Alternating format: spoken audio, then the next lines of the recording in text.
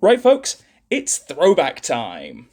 Night Soil is a 2-mana green enchantment which, for the cost of 1 generic and exiling 2 creatures from a graveyard, makes a 1/1 Saproling token. That's right, I'm redoing my first episode, and there's a reason I am. This card is great and it deserves some more spotlight. You may be looking at it and thinking about what I just said and wondering why I'm gassing this card up so much, because on its face it is kinda mid. However, there is one thing that needs to be considered with this card that pushes it over the edge. And believe it or not, it's the positioning of the punctuation. Because the colon comes after the exile clause, the exile is a cost and thus can't be responded to. Add to that the fact that Night Soil doesn't specify your graveyard, and you've got a card which can exile creatures from graves with impunity. Now, usually this won't matter, but I'll tell you something for free. When faced with instant speed reanimation and raised deads, think Kenrith, Phyrexian Reclamation, Tortured Existence. The exile being a cost that can't be responded to is absolutely invaluable at shutting them down. And even better, you get a body out the deal as well. Sure, a 1/1 isn't going to break the game in half, but you'd be a fool if you'd tell me that the fact that this thing makes a Saproling, a token, or even just frankly an instant speed body isn't relevant. The fact that it can pivot into churning out blockers in a pinch, provided there's enough fodders in grave, is not anything to sniff at. And it can even help you out in situations where you should really, realistically be stuffed, with surprising efficacy. All that being said, however, Night Soil is definitely not the miracle be-all end-all of green graveyard removal. After all, it does have 2 pretty noteworthy downsides which when combined can make its particular activation conditions really quite awkward. It only hits creatures, and it has to exile 2 cards from the same grave. This isn't a small downside either. Missing Flashback, Retrace, those kind of cards is a very awkward place for Grave Hate to be in, and not being able to stop a reanimation effect when the opponent only has 1 creature in grave always feels rough. If it were one restriction or the other, it'd be a different story, but requiring 2 cards of the same specific type does notably restrict this card. So you may be thinking, why run this card over the other options then? Surely this has such nasty downsides, it'll just be strictly worse than everything else, right?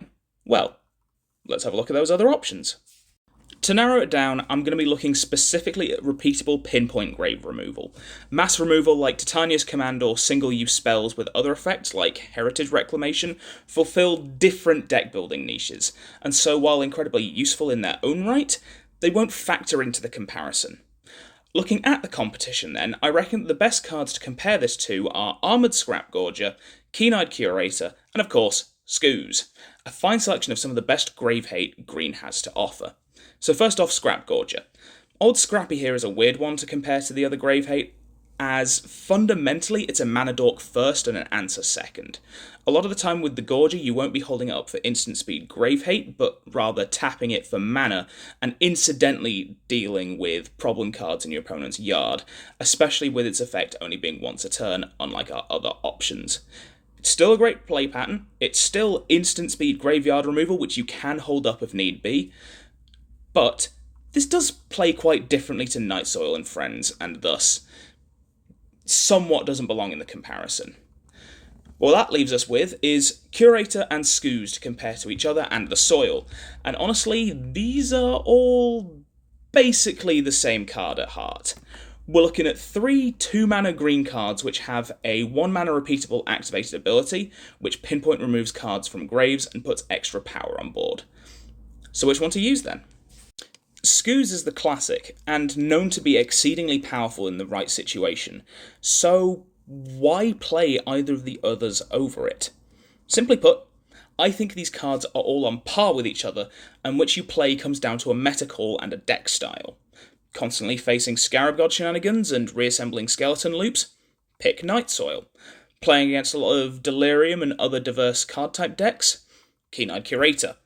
Scooze is definitely the one of the 3 with the highest ceiling, but also plays the worst in multicoloured decks, since its ability requires green instead of the generic mana of the other 2.